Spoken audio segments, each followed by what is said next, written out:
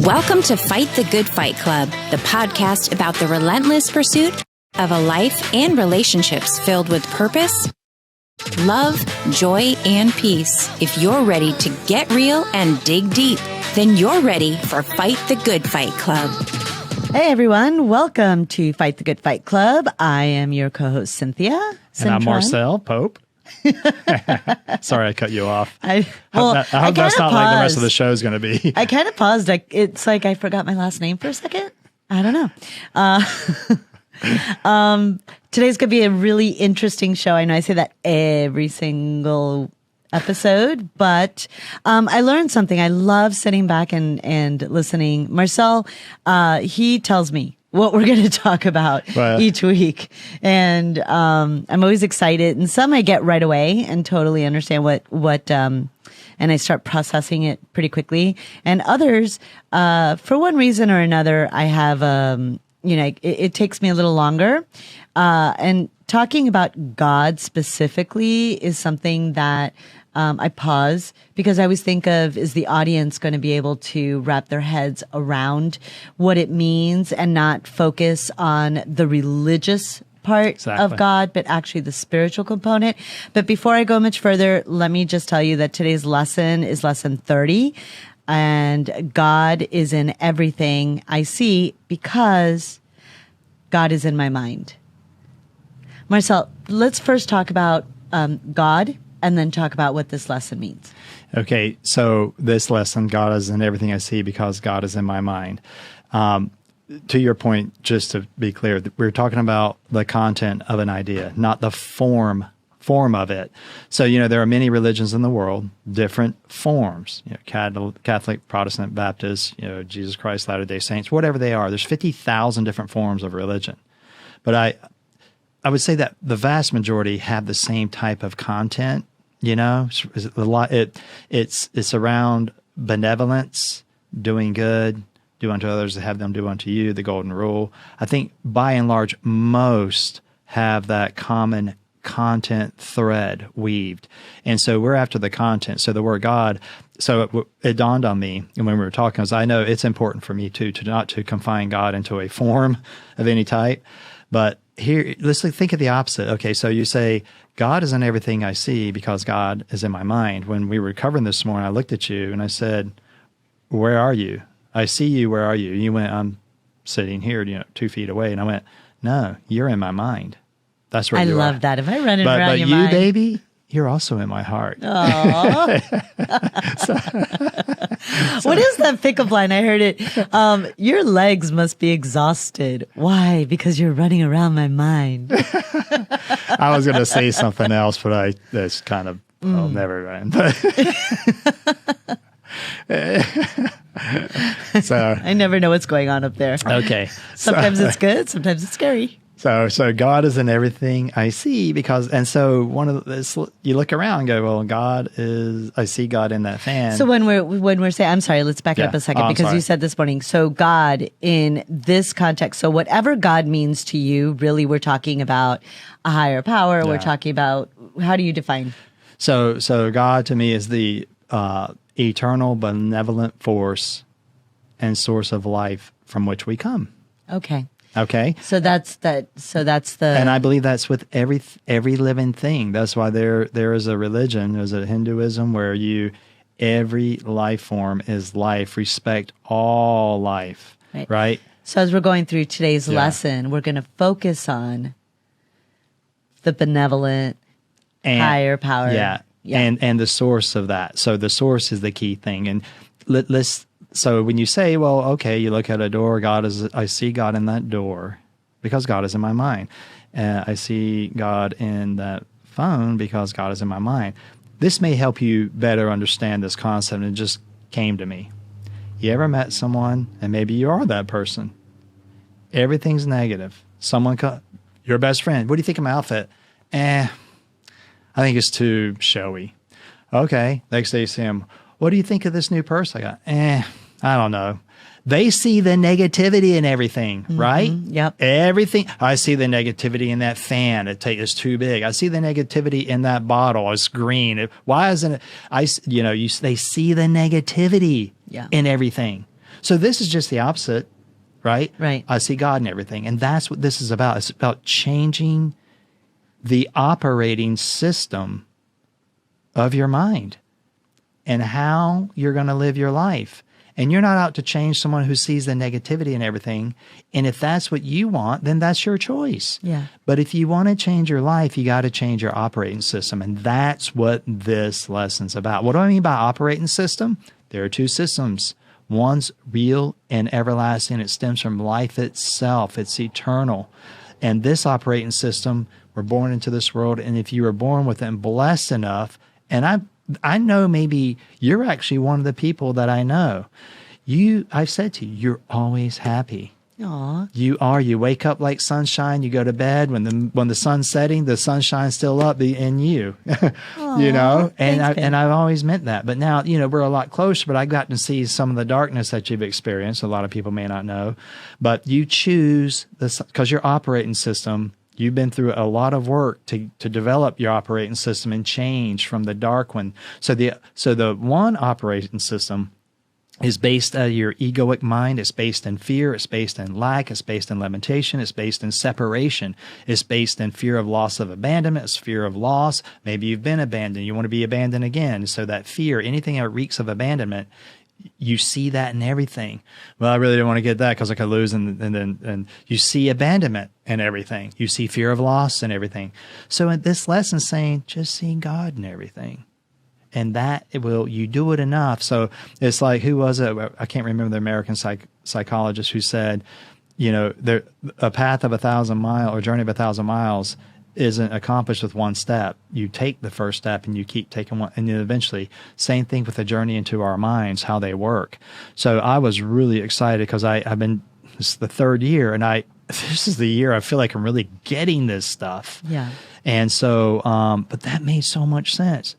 Someone who sees the negativity in everything. Absolutely. Doesn't matter what it is. Could be friends, could be partners, could be parents, could be children. Complain about their jobs, complain about their kids, complain about their spouse. They complain about whatever. The way a meal tastes. The meal's you go out with them, the meal is never right. There's something wrong with the meal. Yeah. Then they end up trying to get it for free. Is that their real intent? Who knows? Those are the benefits of being negativity. Complain at every restaurant, you probably get every meal comp. Perfectionists. Right. People who call themselves perfectionists or type A. I know I'm a recovering type A. That's a great example of a person because they're always measuring everything by a yardstick that starts in a negative. Yeah. I know everything is going to go wrong, so I have to do it, and it has to be perfect. Yeah. Well, things can't be perfect. It's an impossibility. So immediately you're focusing on the negative, on the things that are going to go wrong. And I know for myself, speaking for myself, when I was a type A person, I was miserable and stressed all the time because A, I was shooting for an ideal that was impossible. Yeah. And B, I was always measuring against the things that were going wrong. Yeah. So I was always starting every task by what was going to go wrong. And can I argue in your defense, so to speak? And to me, that's okay. Okay, because look, if you go to a doctor and you need an operation on your eyes like I had last year, do I want her to be kind of, I think I know exactly the area to hit with this laser, make sure it doesn't go through your eyeball and hit your brain. Let me, I stayed up late drinking last night. Let me say, no, I want her to be type A. Yeah. Yes, exactly. There are definitely, her. Yes. And this isn't. Yeah, we want our pilots to be type A. That's it. Yeah, absolutely. Exactly. I'm talking about in relationships. I know. Yeah. And this brings up another point. So actually, I have to tell you, in business, as soon, and again, I'm in marketing, so I'm not, I'm a big picture person. I'm not going to be operating on anyone, which is funny enough, a reason why I'm not a surgeon. I'm not someone who deals in cross the I's and dot the T's. Funny enough, Marcel and I were talking. He wanted me to work with him, and I'm grateful he sees that I am very good at what I do professionally and has a high opinion of what I do. But Marcel, when we were talking about my working with him, I was very humble and honest about the fact that I can't do the work that you're asking me to do because I know that I'm not programmed to dot the I's and cross the T's, and it'll make you crazy. And in your field, they dot the I's and cross the T's. Right. So it doesn't mean that I'm not a good business person. It doesn't mean that I wouldn't be. I just know that in that particular role, my chances of success would be very low. Yeah. And that's really important. I think if you applied, and I like to apply that kind of thinking in all things that I do. I'm realistic. Yeah. I'm being realistic. It doesn't mean that I can't. Listen, I don't have to be perfect at everything. I want to be really good and excellent. I want to strive for excellence in the areas where I know I can set myself up for success. And I think that applies to personal and professional goals. Yeah. And you were referring to maybe a skill set tied to who you are. You know, if you're a plumber and you go get a set of tools for an electrician, you go try to do, you're not going to do it well. So I knew a company years ago when they interviewed people, they gave them a Briggs-Meyer personality test. They wanted to see if they would fit the role. But to take it further, they'd have their spouse come on the interview. They wanted to see the dynamics with their spouse. Oh, wow. That was great. And because they were making their hiring decisions based on the person's personality and the dynamics of their relationship with their spouse. And they were a really successful company. Well, so they wanted to make sure that people fit their roles and that their spouses were okay with their role. Exactly. Yeah. Not that people were trying to change themselves to fit a particular role, because that doesn't work long What's term. that I was saying? You can't teach somebody to have a good attitude when you hire them. Just hire people with good attitudes. Yeah. Because I always had that philosophy is I'd rather have someone with mediocre skills and a wonderful attitude versus somebody with impeccable skills and I used to say piss poor attitude, you know. So we're not really delving off the subject here. But really, this whole thing's about understanding yourself and how your mind works, and it comes down to. Well, I think that we are on the subject. Absolutely. I think where we have to be realistic. Yeah. With where we are, you know, Absolutely. My business coach. I have a business coach that I talk to every week. Love it. We start off every single phone call. Every single phone call begins with, "What are you grateful for? What are you grateful for this week?" And it sets a tone for the meeting. And it's funny because there are weeks that I'm going to start our session, and I think to myself, this session's going to be horrible. Everything that I set to do this week, I don't feel like I met it. Yeah. I didn't meet my goals. This week was terrible. This call's going to be horrible. She's going to see that I just didn't accomplish. I'm all over the map. But as soon as we start, I find that every single session we start it with, what are your wins? What are we grateful for this week? Yeah. And I go from that point of view. It changes everything that I thought the call was going to be.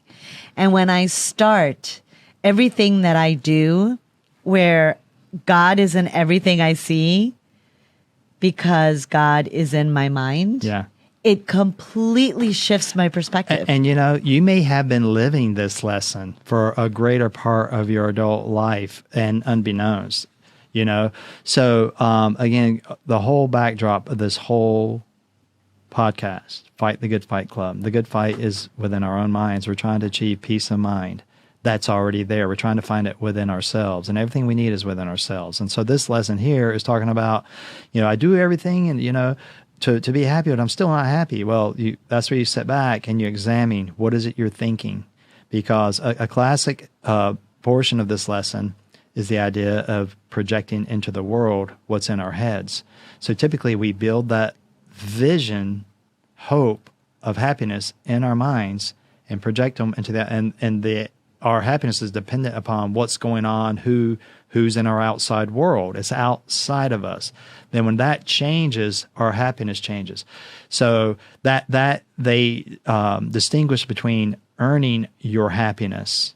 Okay, earning it. You got to do this to get here, and then you'll be happy. Contingent happiness, right? So, or conditional happiness. Unconditional happiness, you come from a mindset of not earning to get this, to be happy. It's learning and being happy in the learning. Oh, that didn't work. Let me try this. Oh, that didn't work. Let me try that. And you're constantly adjusting. We had talked about a business formula for life and business, and it basically starts out. It's 5 steps. Let's hold that thought, sure. because I actually think that would be okay. We'll hold that. Okay, it's you. Great. Thank you, producer. Well, thank you. You're so good. And the show's more fun when we don't fight before, or when we do fight before. Yes. But I think that this goes into now application. You were explaining this to me this morning, and I think it's brilliant. So I think that we're going to kind of wrap up this definition of what the lesson is and go into this application, because it's fabulous. Rather than seeing the negativity in everything, see the goodness in everything is another way this lesson So you're is. saying that you think it's a good thing that we're going to break right now. Yeah. I love that. Thank you. So when we come back, we're going to delve a little deeper into lesson 30 from A Course in Miracles. That's what we're basing our show on today. God is in everything I see because God is in my mind. We'll catch you on the other side of the break. Thanks for listening. If you're enjoying this episode and you'd like to help support the podcast, please subscribe and tell your friends. For more tips and ways to dig deep and get real, sign up for our newsletter, read blogs, and shop our merch at fightthegoodfightclub.com. And we're back with lesson 30. God is in everything I see because God is in my mind. I love this lesson. When you first suggested it, I was like, what are you talking about? Are we going to talk about religion? I don't like talking about religion. And of course, Marcel, who, is my wonderful North Star, explained this lesson to me, and I love it. Estrella del Norte. Yes, you are. So, Marcel, before we went on break, we were defining what this lesson means, that God is really, regardless, this is not about religion. This is about spirituality. Yeah. And this is about the having beauty in your mind and having your highest purpose and having free in your it's all this backdrop is really trying to just be happy, right? No matter what happens in life. And so I love the tagline, still your mind, free your spirit, find peace within. But a free spirit is the implications are a free spirit or the attributes. Happiness, just, oh my gosh, you're just happy, you're joyful, and so when you sit down and if you're just not happy with life, something's going on. So these steps we were talking about, I did want to add one other thing, that people who we all experience loss in life, and a lot of times that experience dictates everything that comes out of our mind. We see potential loss and everything. Oh my God, I want to do that. Oh, no, I don't want that to happen. Well, why don't you go into another? Nope, but I can't afford losing another relationship or whatever. I just can't handle that. So you see, this happens a lot with people who are in relationships later in life. Maybe they've been married for 35 years and they go through a divorce. Yeah. And then they come in, they're terrified, right? So what's in their mind is not the thought of, being in a beautiful relationship. Yeah. They're not free. They're totally encumbered by the fear of it failing. So what you got to do, you got to systematically uninstall the programs, right? To get down to the core operating system. Yeah, talk about the programs. I'd love that analogy. So you have I mentioned the operating system. To me, this is how I really grasp this concept. So the one operating system is based in fear, lack, limitation, kill or be killed, get while the getting's good, strike, people, or there's competition. You're trying to get what you can to survive, because if you don't, that's the ego, the egoic mind. And then the other, which is an illusionary based thought system based in fear. And the other one is a truth based system based in eternal life, and that we're here to learn and figure out who we really are. And sometimes we go through that whole ego gambit, i.e. that's what I have done. But I'm happy with myself in the sense that my backdrop since I graduated college really was I wanted to make a difference in the world. That was and that's how I saw everything, was trying to make a difference in this world. So my life's purpose that's coming. When I look back, it felt good about myself, being that I felt that came from a truth-based system, because many people are just doing the best they can. But I used to say I struggle. I'm doing the best I can. Struggle is indicative of that. I got to earn. I have to do this. I have to do that. And you're struggling over here. Well, it's fear-based. It's fear-based.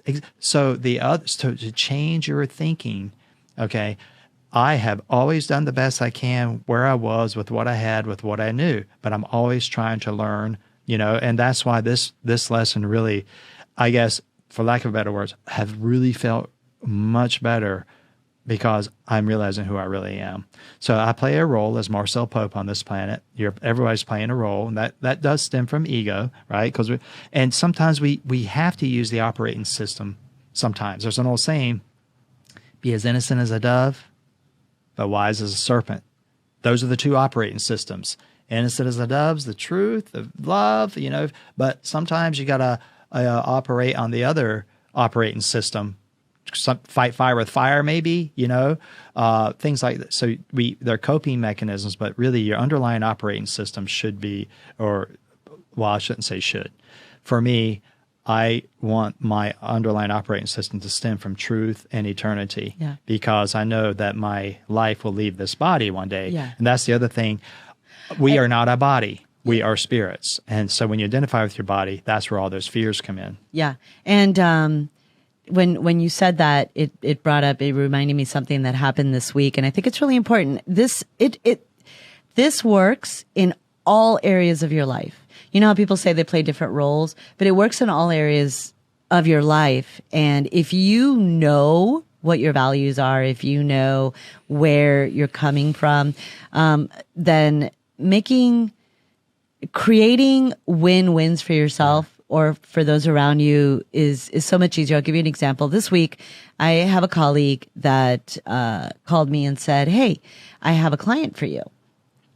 And this particular client, I have other clients that do a similar task, and I had a gentleman's agreement with other clients that I would not take on another client because it would divide my attention, and I don't do exclusivities, but I do limit the number of clients I take in a particular category because it serves my work. So this particular my colleague said, "I've got this client for you," and I said, And there's no negativity here. Basically, it's just I told my colleague that I could not take on this client because I already had clients in this area. So the reason I tell you this story is because it would be so easy for me to just take on these clients and then see what happens and make it a free for all. But I checked in on my values, my integrity, and the reality is that it's short-term money, but it would hurt my integrity. It would hurt my credibility in the industry. It would really hurt. That's a good example. It would really hurt. So, and it was such an easy, automatic thing. I didn't get angry. I thought to myself, funny enough, I thought your operating system. Exactly. I thought to myself, man, I really hate turning away some cash. But the reality is that I'm looking at my long game. I checked in on my values. I checked in on my credibility. What is important to me? What's important to me is to do business in a way that serves all of my clients. And like last week's episode. So I'm looking to serve my clients. But you're also looking to serve my your own best interest. Exactly. Which is my credibility, my integrity are really important to me. Live by your value system and not to. Exactly. And I do this in all areas of my life. Am I perfect? No. Do I make mistakes? Absolutely. But when I look at those big rocks that I'm putting in, I am really looking at the overall picture and how I want to live my life. I live my life this way with my friends, in my relationship. Would it be easy? People are sliding into my DMs. That's what they say now, right? People are sliding. I got men sliding into my DMs all the time. If I were short visioned, if I were looking at what I could get right now, I would engage in that. Ooh, because it makes me feel good, right? Look at that handsome man, which is probably some crazy person in their parents' basement somewhere in in Idaho or somewhere else in the world, and in Africa, where all these crazy catfish people live. But the reality is that when I see something like that, it doesn't even take me a second. I look at it, I'm like, and I delete, because I have a relationship that fills my entire world. Not every single second. There are moments that I want to take Marcel, much like my dog, and flush him down the toilet. But then I would lose him forever, and I'm upset with him in a moment, but I'm not in that moment where I want to flush him down the toilet. I say this about my dog all the time. That is a moment. The big picture is that I am so lucky. I have the best relationship that I could ever envision in my entire life. I love this man. There is nothing on the face of this planet that can enter my world for a moment that is going to replace the lifetime that I have or that I envision with this person. So my happiness and my joy in my relationship absolutely overshadow any one moment when I want to flush him down the toilet. So thank God you have a truth-based operating system. I know that works with you too. I know there are times where you're going to flush me down the toilet. Well, this whole thing, I really believe that, I don't remember the survey, but I think it's something 85% of our country is, they believe in God or whatever. So 85%. So I'm thinking that, but there are many people who, quote, struggle or doing the best they can. And I personally have always felt that there was something else missing. I wanted to really not so much see how the engine works rather than just, but I think it's important in this respect is what is your basic operating system and what are the programs you are running off of it? If the program is every relationship I enter is, the person and you're a victim in every relationship, you got to go, what's the common denominator in all your relationships? It's you. So don't be afraid to look in the mirror and see how you have a hand in your own, the way you feel. Okay, I got to be careful with that word victim. It's a very powerful word. In fact, the next lesson tomorrow is I am not a victim of the world I see, but we can cover that. Anyway, getting too far ahead. So this really boils down to, again, you got to examine the way you feel. And why do you feel this way? If you find yourself pointing the finger at someone, some circumstance, somewhere, I hope for you that you have to realize you can't rely on someone outside of yourself or something. Find it within yourself to adjust and change your operating system, because as long as you're relying on something outside of yourself, okay, to control who you are and your happiness, it's a recipe for infinite sadness, disaster, whatever you want to call it. And so this is the things that I have ascertained. I realize that I am in control, or I have the ability to choose a different operating system if I don't want like the one I like. So we were talking about once you have your operating system, you realize, you know what? I'm around people who they're negative. Everything in their life's negative. They complain, condemn. They always criticize, always pointing the finger, why their life's this way, why their life's that way. Got family members, daddy threw a monkey wrench if it wasn't for him, blaming my father, blaming my mother, blaming other people. It's always someone else, the reason why they're miserable or why they're not where they're supposed to be. And I say, it doesn't matter where you are. You can't change your direction or destination overnight, but you can change your direction just by a simple pivot. And that simple direction is changed by changing your operating system.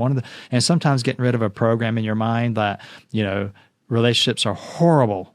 I mean, that's a conclusion that can be made if a lot of them don't work out and you're left feeling, hollow and used and abused and just in shambles because of that last relationship. Well, it's really, if you examine it, more often than not, you were dependent on that person for something that you felt you needed. And this is the big eye-opener. Those thoughts and those feelings are coming off of a fear-based operating system. Mm-hmm. They are. So they're based and rooted in lack and separation, fear of loss. So this is a lot of work. And the last 2 years, I've gone through this faithfully and didn't understand. I honestly didn't really understand this until it dawned on me have I met people? Because I know I've never seen the negative in everything. Maybe I've seen negative in some things, but by and large, I see the goodness.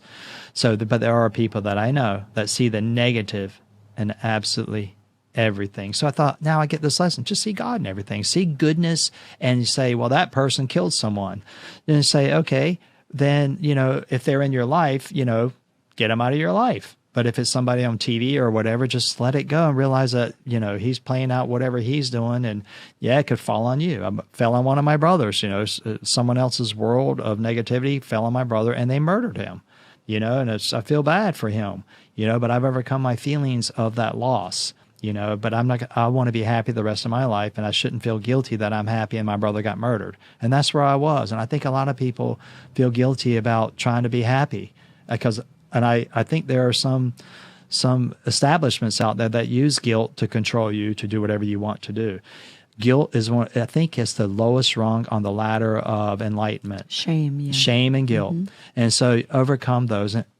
It's okay to be happy. And to give yourself permission to be happy. Everyone deserves the opportunity to be happy. Absolutely. I had a relative in my family who got upset because the founder of GoDaddy, killed a giant elephant in Africa, and they videotaped it, but they didn't show the rest of the story. Okay, that elephant was killing people.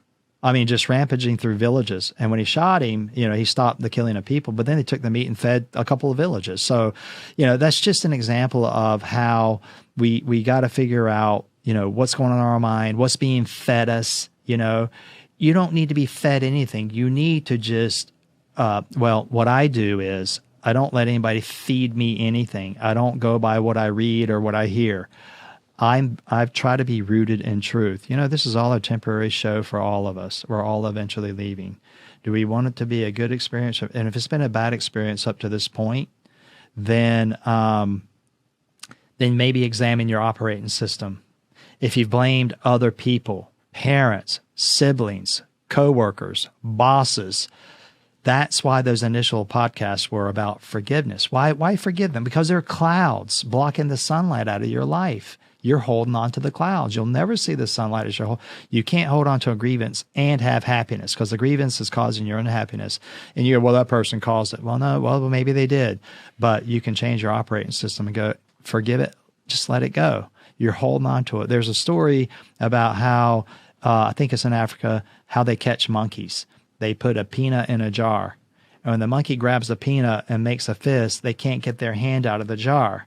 And so the monkey will eventually just try to, and they hit themselves, and eventually, they get so wrapped up, the hunter will come up and kill the monkey. But all because the monkey would not let go of that peanut. It wanted that peanut.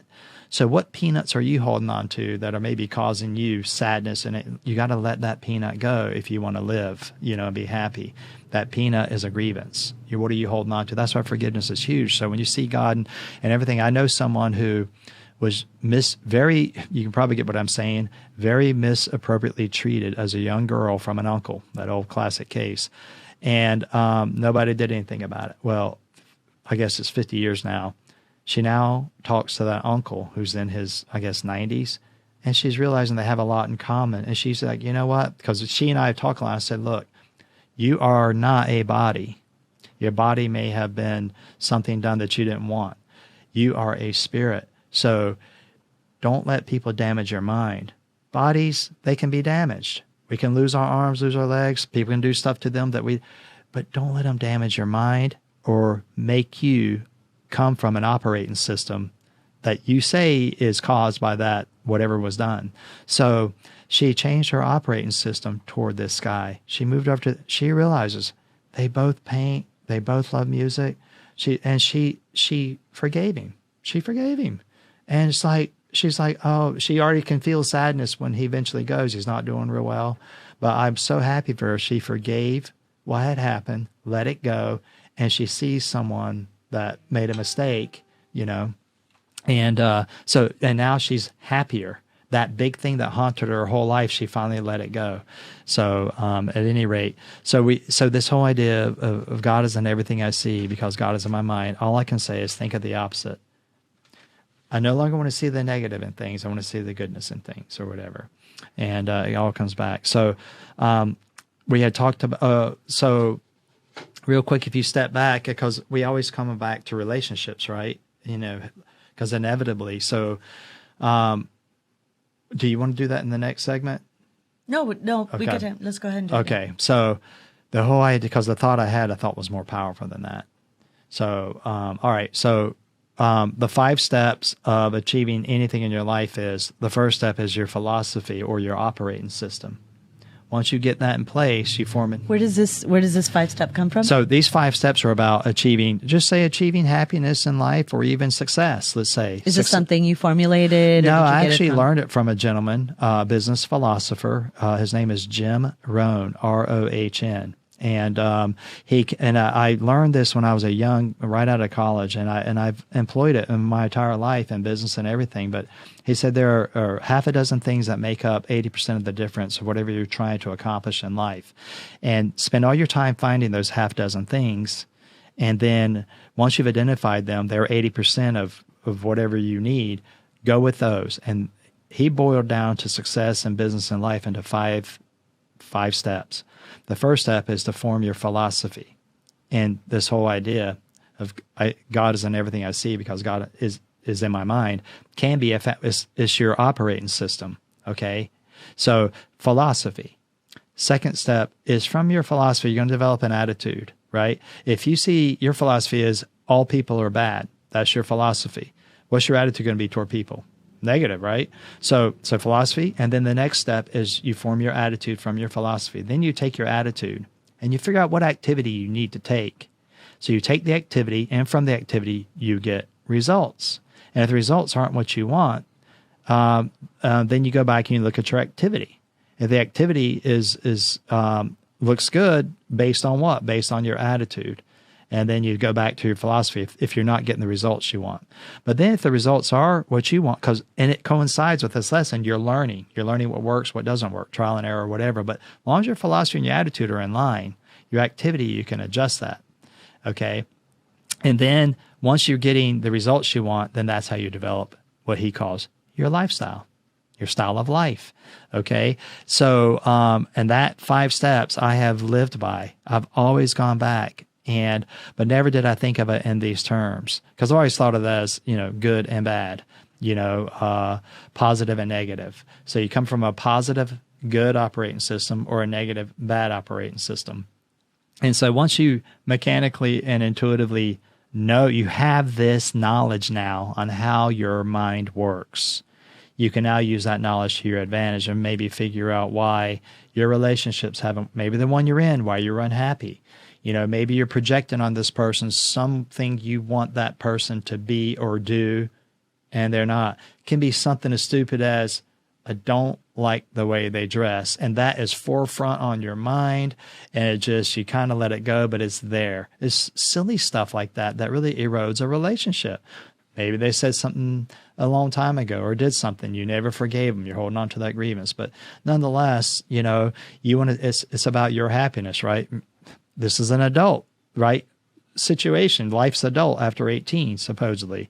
So you are responsible for your happiness. No one else is. You count on someone on it to make you happy. Guess what? Inevitably, something's going to happen to take that person out of your life in one way or another. And now you're going to be left with what? Unhappiness, because that person was your happiness. And there are histories replete, and many of us probably know people in our lives who have taken their own life because they couldn't deal with the sorrow and sadness of something that happened to them, something they lost, something or someone, career, job, spouse, family, marriage. And I think that in a large sense want to make a difference in the world. When I look at the things that I've done, things that have happened, I have lost absolutely everything you could possibly think of that would want to make you live this life. And it's happened to me. Death, murder, divorce, lost families, lost children, a maiden lost fortunes, you name it. And it's happened. And I thought, I'm actually happier than I've ever been in spite of all that. Why? Because I had a foundational operating system. I'm really glad that I had it from the get-go. I've lost it from time to time. Other operating systems have overridden it, fear-based or whatever. But to me, this is a really good lesson. And I'm realizing that this first month of A Course in Miracles, the first 31 lessons, if you just studied those every month of the year and just cycled through them again and just focused on those, you would need all you need to know out of A Course in Miracles. Because one of the lessons is, I am not a body, I am free, I am still as God created me. Remember, I lost my book, and you went, holy crap, you really know this stuff. I'm like, baby, I said you don't need the book. You memorized it. But we are not bodies. We are spirits, and we're still free. Why aren't we free? We put ourselves in bondage through, feeling like we're a victim, or we're holding on to grievances. We need to let all that go so we can still our minds, free our spirits, find that peace within. And we don't need something outside of ourselves. We don't need more money. We don't need a fancier car. We need a home. If that's what you feel you need, well, that's where you are in your life, okay? And you may die, having all them things. And I'm not to judge. I don't know why all of us are coming through this life. I just deduce why I'm coming through this life. I'm a spirit having a human experience, and I've experienced a lot of the negative and a lot of the positive. A lot of it's due to me. A lot of it's maybe I blamed others for, but I no longer blame anybody else. I no longer hold any grievances. I've forgiven everybody I can possibly think of that the Course has taught me to uncover who I'm angry at and let it go. And it's our first episodes. I was really, I was still struggling with forgiveness, even though I thought I had achieved it. And there's probably still a tinge in there, but really, sadness, forgiveness, or unforgiveness, I don't want those anymore for the rest of my life. I want to live no matter what happens, no matter what. And I can tell you one thing, don't ever count on the government for anything. Don't let them dictate your happiness. I don't care if Democrats in, Republicans in, and whoever. Don't make the government a formula for your or part of your formula for happiness. Control your formula with your operating system. And no matter what comes your way, you're not going to deviate from it. Just like you said, there's a short-term opportunity maybe to do things or whatever. You're like, you know what? That's not my best interest, because that's not where I come from.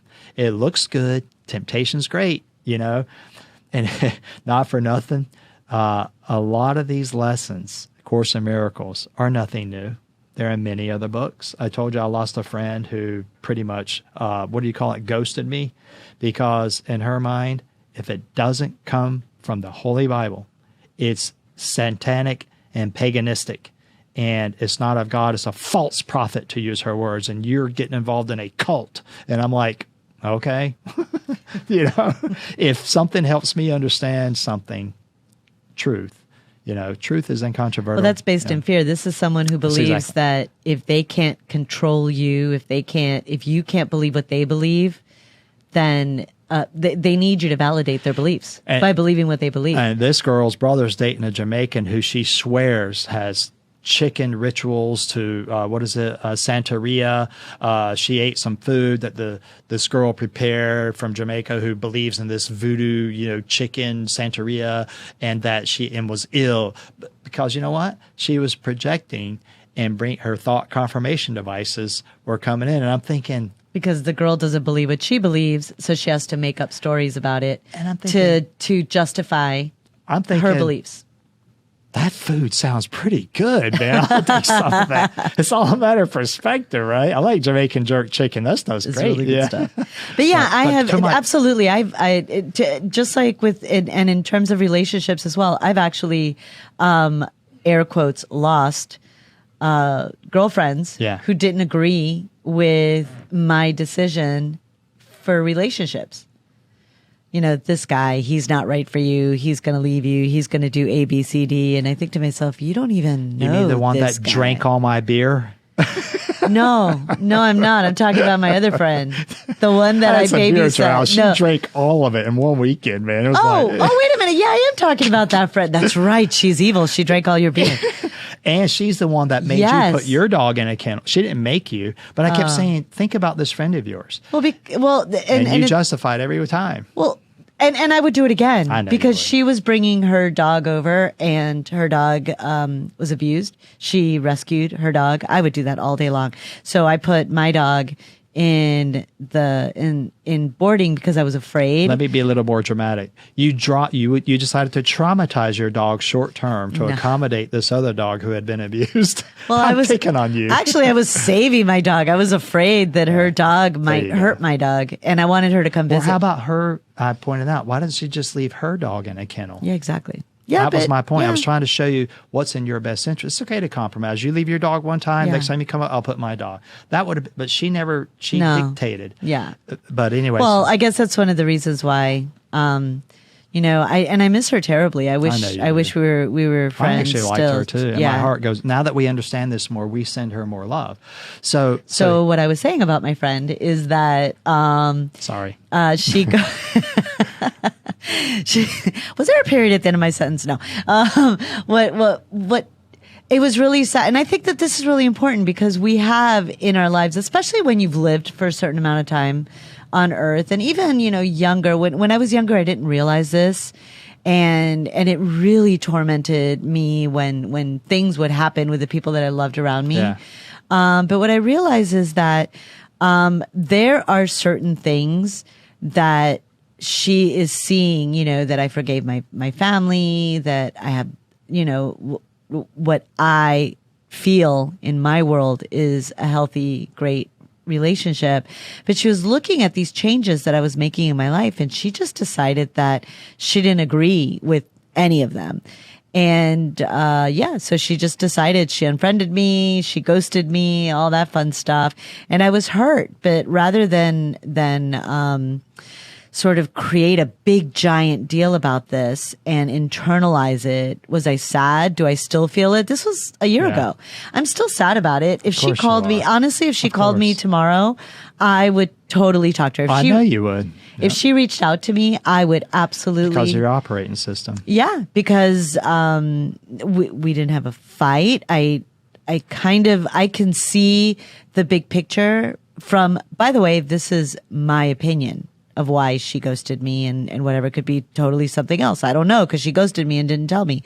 But I still love her, and I'm not going to fight for a relationship that I don't think is healthy for either one of us to be in right now. Yeah. And you know what? You reached out to her a couple of times. I did. And she didn't respond, and you were hurt, and which is normal, right? You're normal. But she's made that decision. So I think it's also really important that you see how, like, we're talking and you're saying stuff, but I'm not going to badmouth her because could I could sit here and I could just list off all these things she did, she said, blah, blah, blah, blah. But I'm not going to do that because I care about her.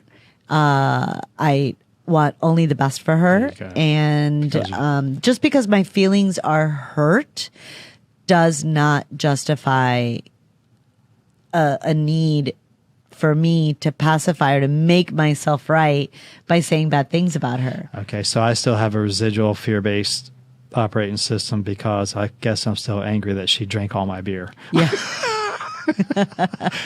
You know, I wasn't really angry. I was just doing it to twist the screws a little bit to be on, quote, your side. Yeah, that's funny. Which I'd better be on your side. Yeah. No, so what I was thinking is you could actually use this lesson, this idea of an operating system. Do you see the negativity in everything or the goodness in everything? That's really what I this choose is. to see the goodness. And so, but then you could actually use this as a basis to maybe clean out your life. Absolutely. And you could, people in your past who maybe are gone, but you hold on to grief and let that go because it's not part of this. Or shift, or shift how it is. I mean, there might be relationships in your life that you can't just allow ghost. I mean, if you have grievances with your children, for example, you know, what's the most important thing? If you're looking at the 5 steps, what's the most important thing? Is your philosophy. My philosophy is that I want the rest of my life to be as positive. I want peace within. If I want peace within, and I also want to have relationships with people that may not be in my life right now, and I hope that they will be back in my life, then I have to create an environment that makes space for that. Yeah. There are other people that I don't want in my life. Sure. And I don't make space for them because I don't feel that they fit my life philosophy. And but I'm not going to say horrible things about them. I don't need to justify my decisions. And I find that a lot of people will do that. They have to justify their position by building a case of negativity. They're not in my life because they're and anytime that they have an opportunity to justify and build that case, they're going to take it. How is that serving you?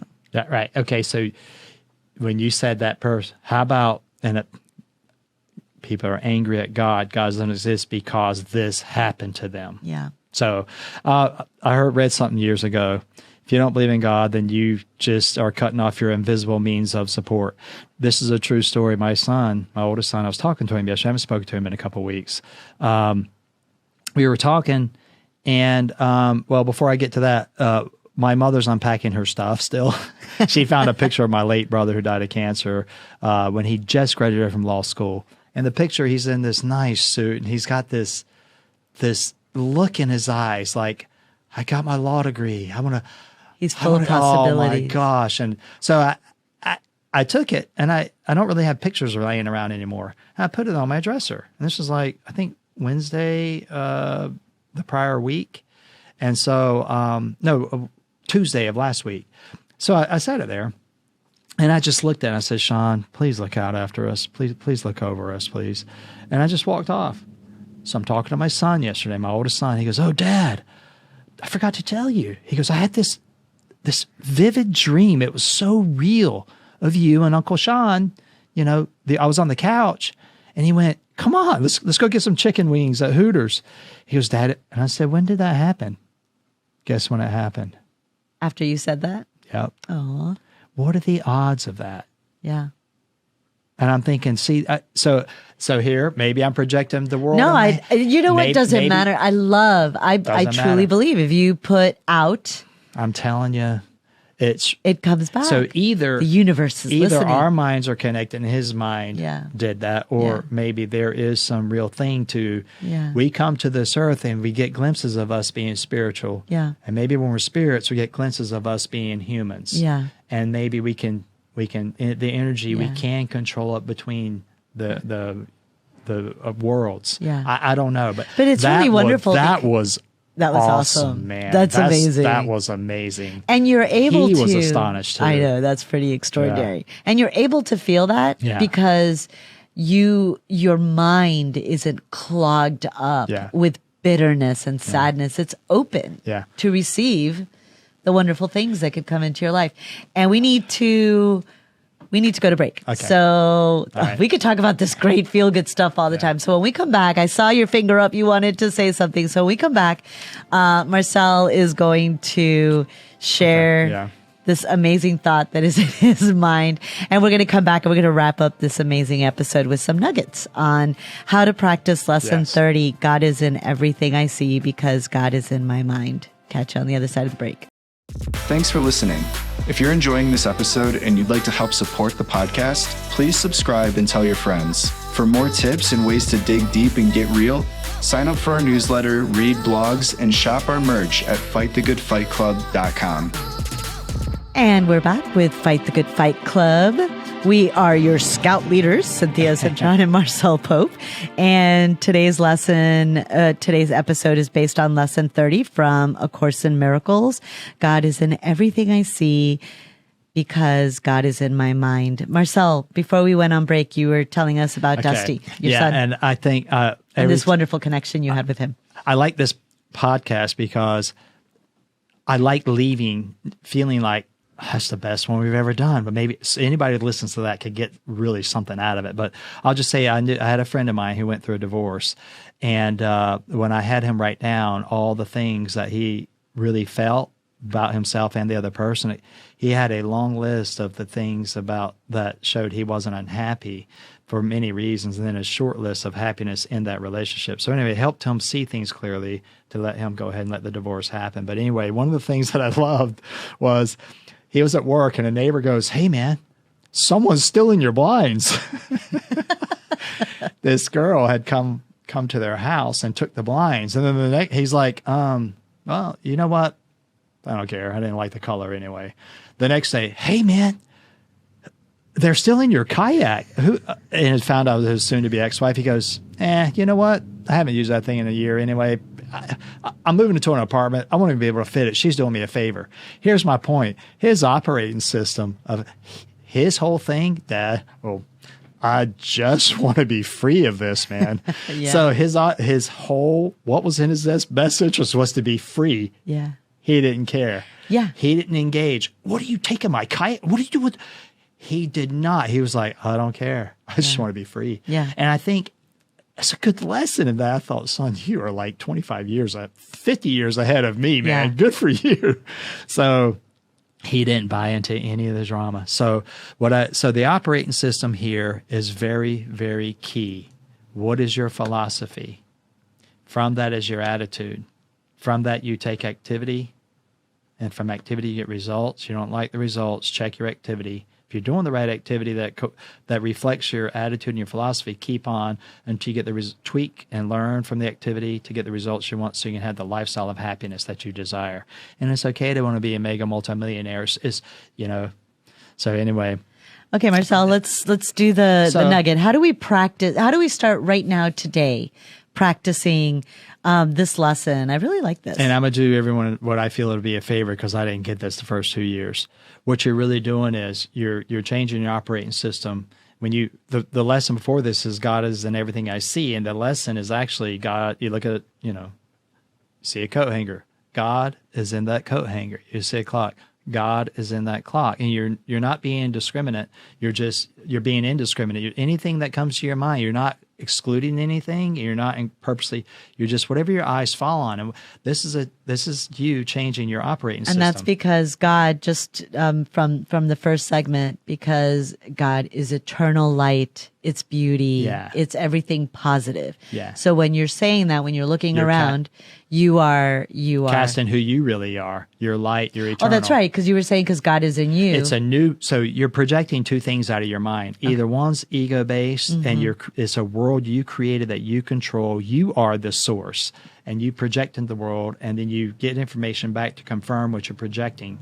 And then, the earth is flat. And so, you're going to live and then over here, the earth, so you're projecting the truth about who you really are. You're projecting the eternal life of things out of you.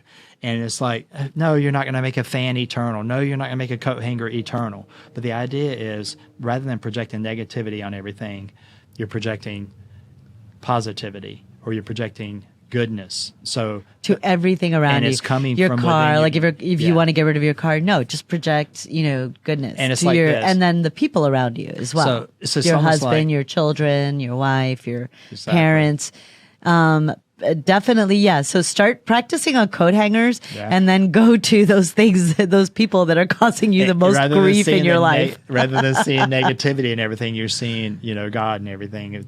So that's what this is really about. So you look around at everything and you say, I see God in this water bottle because God is in my mind. And that's really what you're projecting, the goodness in your mind instead of the ego in your mind. And real quick, too, we use both operating systems on this planet. That's what the balancing act is, okay? So, all right. So we have 30 seconds left? Yes. Okay. So all I would say is figure out what your operating system is. If you want to change it, realize the benefits of it. And forgive. Cut toxic people out of your life if you need to, or if you can't, examine the best way for you to change your operating system. Awesome. Happy, beautiful, wonderful, joyful stuff. Namaste. And with that, namaste. This has been Fight the Good Fight Club, and we look forward to seeing or having you listen to us or see us. Until next time, fight the good fight club, people. If you enjoy our podcast, we invite you to subscribe to Fight the Good Fight Club on YouTube. Hit the notification button and give us a thumbs up. Also, head over to fightthegoodfightclub.com and sign up for the newsletter, read blogs, and more. Thanks for listening.